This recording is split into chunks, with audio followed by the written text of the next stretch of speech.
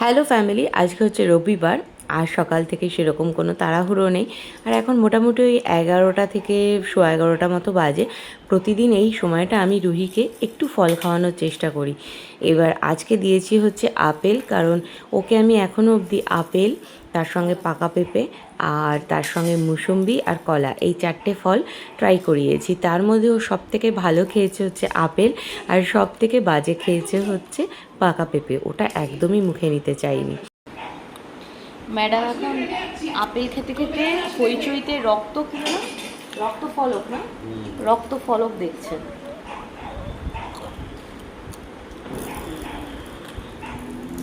আর আজকে আমাদের সকালটাও শুরু হয়েছে অনেকটা দেরিতে। অন্যান্য দিন এই সময় আমাদের খাওয়া দাওয়া মানে জল খাবার, চা এগুলো খাওয়া হয়ে যায়, কিন্তু আজকে সেসব কিছুই হয়নি। আজকে তাই আগে রুহিকে খাইয়ে নিয়ে তারপরে আমি খাবো। রুহি এমনি সকালবেলা একবার দুধ খেয়েছে, তারপরে একটু ঘুরে টুরে এসে একটু ঘুম দিয়ে নিয়ে উঠে তারপরে ফলটা খেয়েছে। তারপরে আবার একটা 15-20 মিনিটের ন্যাপ নিয়ে নিয়েছে। ও না সকালবেলার দিকটা এরকমই করে, সকাল দুপুর সন্ধে সমস্তটাতেই ওই আধা ঘন্টা ম্যাক্সিমাম ও ঘুমোয়, আর তারপরে সে উঠে পড়ে। রাত্রিবেলাতে সে ঠিকঠাক করে ঘুমোয়। তো যাই হোক, আবারও ঘুমিয়ে টুমিয়ে উঠে ঘন্টা দুয়েক পরে আবার একটু দুধ খাচ্ছে, আর আমি এদিকে ছেলেটাকে একটু আদর করে নিচ্ছি। আজকের লাঞ্চে কি বানাবো সেটা শুনে তো ছেলের মুখে এক গাল হাসি এসছে। আর আজকে ওর বাবা এই সময়টা বাড়িতে ছিল, সেই জন্য ওই মেয়েকে দুধ খাওয়ানোর দায়িত্বটা নিয়ে নিয়েছে। আর এই দেখো রান্নাঘরে আমি চলে এসেছি, আর এই বাটির মধ্যে কী আছে জানো? বাটির মধ্যে আছে হচ্ছে মাটন, আর তার সঙ্গে সঙ্গে চর্বি।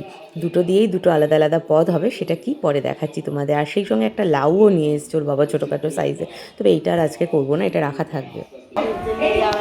সোনা মা, আমার সোনা মা, আমার আমার সোনা মা, আমার পুত্র সোনা তোর, আমার বন্ধু কোথায়, আমার পুত্র। এখন মনে হয় 24 ঘন্টার মধ্যে 20 ঘন্টায় সব পশ্চিমবঙ্গবাসীর বাড়িতে টিভিতে নিউজটাই চলে। আর সেই জন্য সকালবেলায় এই আধা ঘন্টা মতো একটু রক্তফলক দেখার পরে আবার আমরা নিউজে কনভার্ট হয়ে গেছি। আজকেও আর সিনেমায় মন নেই, শুধুমাত্র সংবাদের দিকেই মনটা পড়ে রয়েছে, কারণ রাত পোহালেই যে ভোটের রেজাল্ট। না গুরু গুরু নিচ্ছে না বাবা, বাবা কোলে নিচ্ছে না।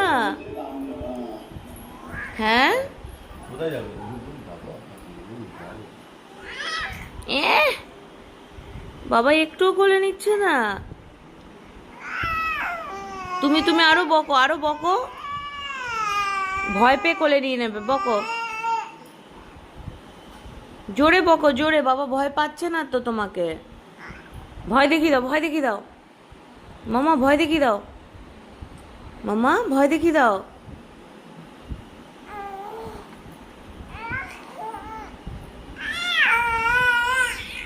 ওরে বাবা, উফ উফ, ওরে বাবা। ভয় পেয়ে যাচ্ছি, আমি ভয় পেয়ে যাচ্ছি, আমার বড় ভয় পেয়ে চলো। এই যে টাটা, এই যে টাটা, টাটা, টাটা, টাটা। মেয়েকে ওর বাবা নিয়ে গেল একটুখানি বাড়ির সামনে, যা মিনিট 5 ঘুরিয়ে আনবে। আর আমি চলে এসেছি রান্নাঘরে। এই চর্বিটা দিয়ে বানাবো হচ্ছে ঘুগনি, তার জন্য কাল রাতেই মটর ভিজিয়ে রেখেছিলাম। আর এই দিকে দেখো কি বড় বড় পিসগুলো এনেছে। আর এই পিসটা না আমার সব থেকে পছন্দের মাটনের, হয় নাল্লি পিস আর না হলে এই পিসটা আমার সব থেকে পছন্দের। আর আজকে এই বড় বড় পিসটা দেখে কি মনে হচ্ছে, মাটন কষা নাকি বিরিয়ানি? যাক চলো আমি বলে দিই, আজকে হবে হচ্ছে মাটন বিরিয়ানি। আর ঘুগনিটা বানাবো রাত্রেবেলা।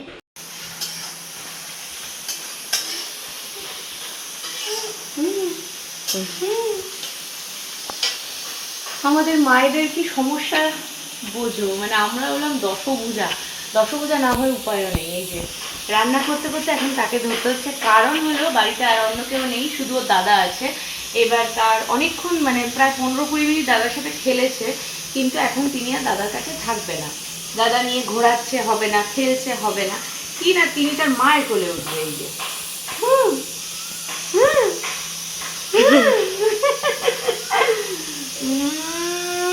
এই হাসিটা দেখলে না সব কষ্ট আমরা ভুলে যাই। দেখবে কি ঠিক বললাম তো মায়েরা? এটা আমি মায়েদেরকে এই প্রশ্নটা রাখলাম মায়েদের উদ্দেশ্যে। আমরা দেখবে হাজার কষ্ট হোক, শরীরে ব্যথা থাকুক, যাই হোক না কেন, নিজেদের বাচ্চাদের খুশির জন্য সব কিছু করতে পারি। এই যে এখন এত রান্নার তোড়জোড় করছি, কারণ হচ্ছে ক্যামেরার পেছনে যিনি আছেন তার জন্য, তিনি ভালোবাসেন বিরিয়ানি খেতে, মটন বিরিয়ানি খেতে। আর এই যে আরেকজন মার কোলে কোলে রান্না দেখবে, মার কোলে কোলে কে বলবে একটু আগে এত কান্নাকাটি করছিল আমার কাছে আসবে বলে। এই দেখো না, সবে এদিকে চালটা ধুচ্ছিলাম, জাস্ট একটা ধোয়া হয়েছে, এখনো আরো 2-3 ধোয়া বাকি, ওরম রেখে দিয়েছি।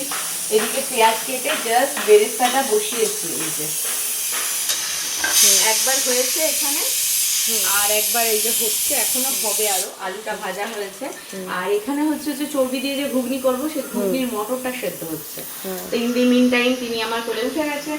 এখন এই বেরেস্তাটা নামানোটা করতে পারবো এক হাতে, চালটাও ধুয়ে ফেলতে পারবো, বাদ বাকি সব কাজ স্থগিত থাকবে যতক্ষণ না তার বাবা আসছে।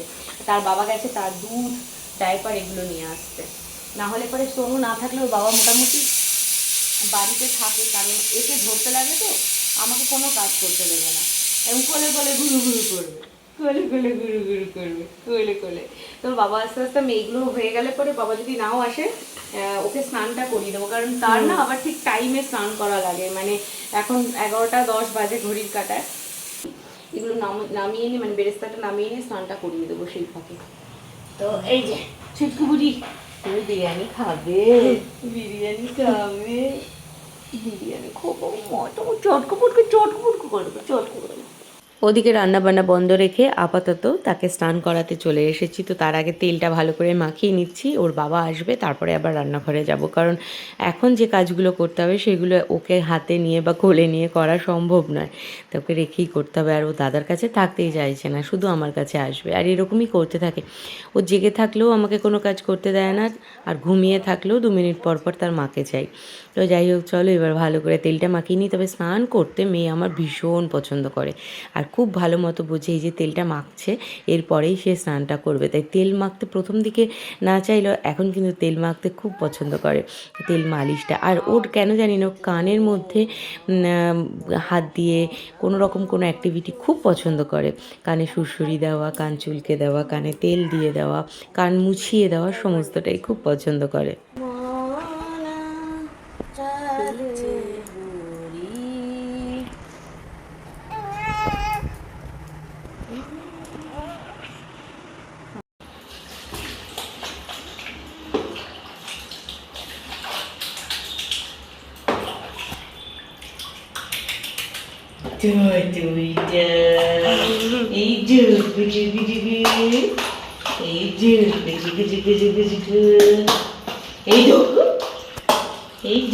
দেখবে একার সংসারের সমস্ত দিক সামলানো, সমস্ত কাজকর্ম করা এত ছোট বাচ্চা নিয়ে খুবই অসুবিধা হয়ে যায় একটা মায়ের পক্ষে একা হাতে, কারণ বাচ্চা 2 মিনিট পরপরই তার মাকে চায়।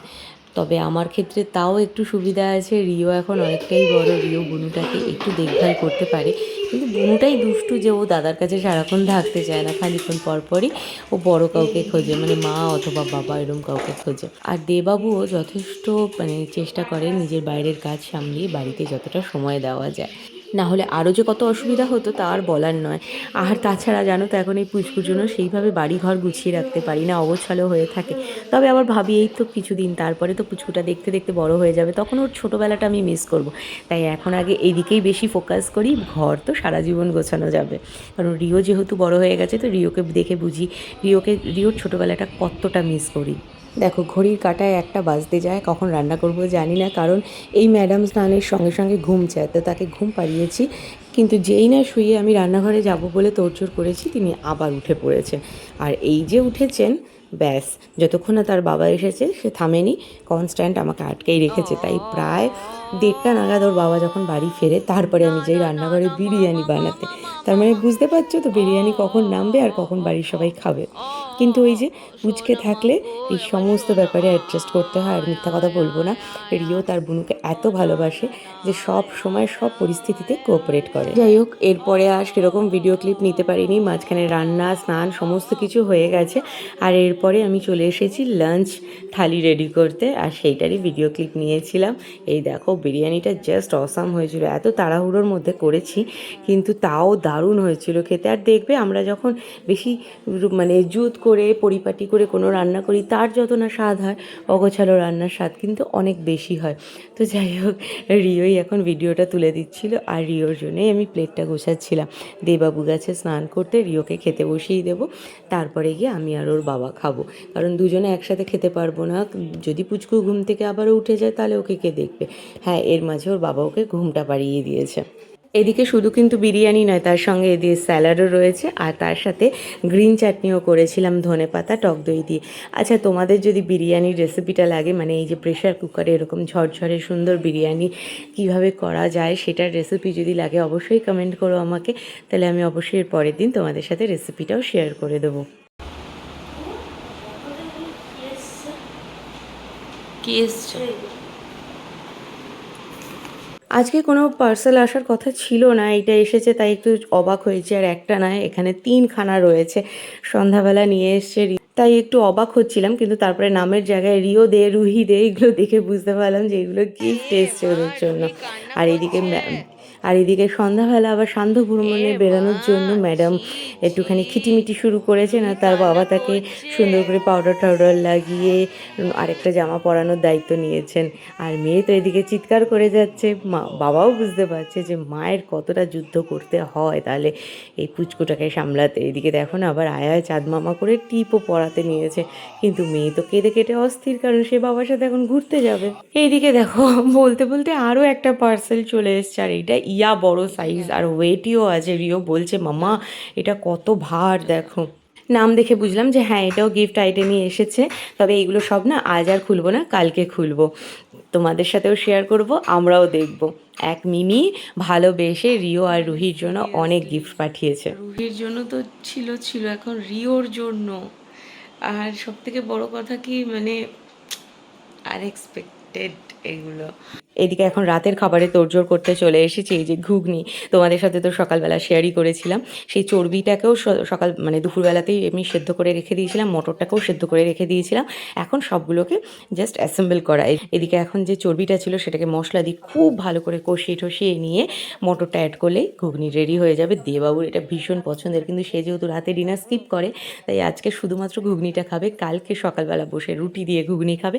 আর সবসময় যখনই এই ঘুগনিটা বানাই আমাকে বলবে বেশি করে বানিয়ে রেখো, যাতে আমি 2 দিন ধরে এটাকে আয়েশ করে খেতে পারি ফ্রিজে রেখে। আর যেহেতু চর্বি খাওয়া তো ঠিক না, সেই জন্য এটা কিন্তু আমি ঘন ঘন করি না, ওই 2-3 মাসে একবার করি। যখন করি একটু বেশি করে করি, 2-3 দিন যাতে সে বসে খেতে পারে সেই জন্য। তো এইদিকে সেটাই দেখাচ্ছিলাম যে ডাল সেদ্ধ এদিকে রেডি রয়েছে, ধনেপাতা দেবো লাস্টে, আলু ভেজে রাখা রয়েছে। তো এই মশলাটা কষিয়ে নিয়ে দেবো। তবে এক একজন এক এক রকমভাবে এই চর্বির ঘুগনিটা বানায়, আর আমি তো এইভাবে বানাই, আগে চর্বি সেদ্ধ করে নিই, ডাল সেদ্ধ করে নিই, তারপর চর্বিটাকে ভালো করে রসিয়ে কষিয়ে নিয়ে ডালটা অ্যাড করি।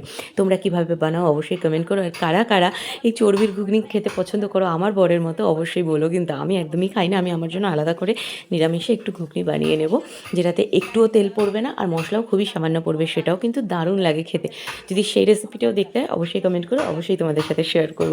তাহলে চলো টাটা। আজকে একদম সকাল থেকে রাত অবধি সমস্তটাই তোমাদের সাথে শেয়ার করেছি, যতটা পেরেছি, একার পক্ষে ভিডিও করা যতটা পসিবল হয় আর কি। তো পরের দিন আরেকটা নতুন ভিডিও নিয়ে তোমাদের সাথে দেখা হবে। আর এই দেখো, এই যে চর্বি ঘুগনি এদিকে রেডি হয়ে গেছে, আর সেই সঙ্গে সঙ্গে আমার নিরামিষ ঘুগনিটাও দেখাই, দেখো এই যে, এটাও কিন্তু খেতে দুর্দান্ত। হ্যাঁ চলো টাটা, সবাই ভালো থেকো, সুস্থ থেকো।